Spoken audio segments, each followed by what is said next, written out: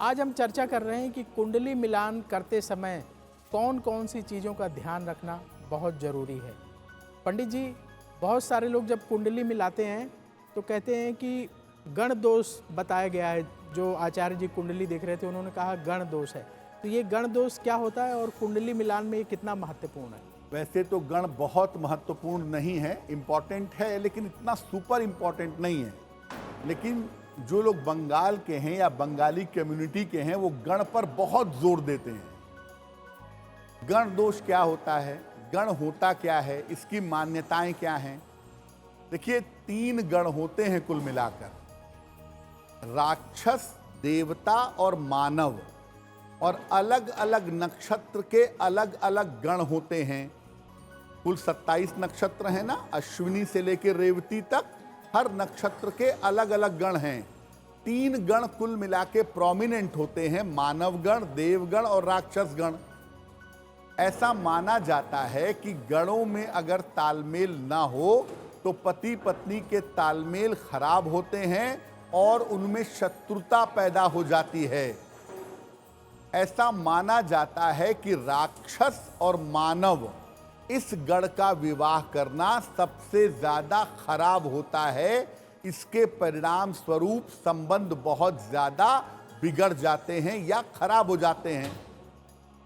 लेकिन गण दोष का काउंटर भी है। अगर लड़के और लड़की की राशियों में उत्तम मित्रता हो, अच्छी ग्रह मैत्री हो, तो गण दोष भंग हो जाता है। अब बात करते हैं ग्रह मैत्री की। पंडित जी, जब कुंडली मिलाते हैं तो उस समय ग्रह मैत्री क्यों देखी जाती है, कितनी महत्वपूर्ण है? प्रवीण जी, जितने भी अष्टकूट मिलान के 8 बिंदु हैं उसमें सबसे ज्यादा महत्वपूर्ण और सबसे ज्यादा फलदायी ग्रह मैत्री ही है। अगर हम कुंडली मिलान की बात करें, कुल 8 पॉइंटर्स को हम देखते हैं अष्टकूट मिलान में। कुंडली मिलान में सबसे ज्यादा महत्वपूर्ण है ग्रह मैत्री। क्या होती है ग्रह मैत्री? लड़के की जो राशि है उसका स्वामी और लड़की की जो राशि है उसका स्वामी, इन दोनों में पर्याप्त मित्रता होनी चाहिए। अगर इनमें मित्रता नहीं होगी तो वैवाहिक जीवन में मुश्किलें कभी खत्म नहीं होंगी। और अगर लड़के के ग्रहों में और लड़की के ग्रहों में पर्याप्त मित्रता है तो गण दोष, भकूट दोष, इन बाकी दोषों का बहुत प्रभाव नहीं पड़ता है। इसीलिए ग्रह मैत्री पर सबसे पहले और सबसे ज्यादा ध्यान दीजिए। अच्छी ग्रह मैत्री है तो विवाह उत्तम होगा और तालमेल बहुत अच्छा बना रहेगा। अष्टकूट मिलान में वैसे तो आप 8 पॉइंटर देखेंगे, उसमें दिक्कत नहीं है, लेकिन ग्रह मैत्री पे सबसे ज्यादा फोकस करिएगा।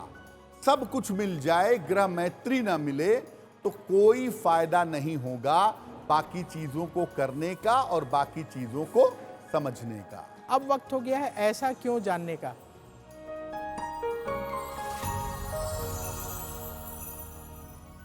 पंडित जी, ऐसा क्यों कहा जाता है कि अगर कोई शुभ कार्य करने जा रहे हैं, घर में कोई मांगलिक कार्य हो रहा है तो तिलक लगाना चाहिए? ये तिलक लगाना आखिर जरूरी है क्या? देखिए, हिंदू परंपरा में जो चीजें हैं वो बड़ी वैज्ञानिक और बड़ी साइंटिफिक हैं।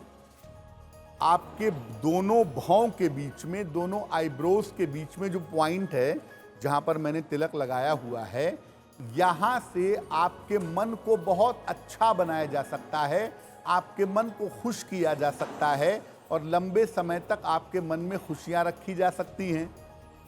शुभ और मंगल कार्य खुशी का अवसर होता है। ऐसे अवसर पर यहाँ पे जब आप तिलक लगा लेते हैं तो ये पॉइंट एक्टिव हो जाता है। आप खुशियों का ज़्यादा प्रयोग कर पाते हैं, खुशी में ज़्यादा जा पाते हैं, सम्मिलित हो पाते हैं और उस खुशियों के समय को लंबे समय तक याद रख पाते हैं। इसीलिए हिंदू परंपरा में शुभ और मंगल कार्य में खुशी के अवसर पर तिलक लगाते हैं ताकि खुशियां लंबे समय तक बनी रहें। एस्ट्रो तक ऐप पर आपको मिलेगा भविष्य से जुड़े हर सवाल का जवाब। डाउनलोड कीजिए एस्ट्रो तक ऐप और चुटकी में जुड़िए इंडिया के बेस्ट एस्ट्रोलॉजर से।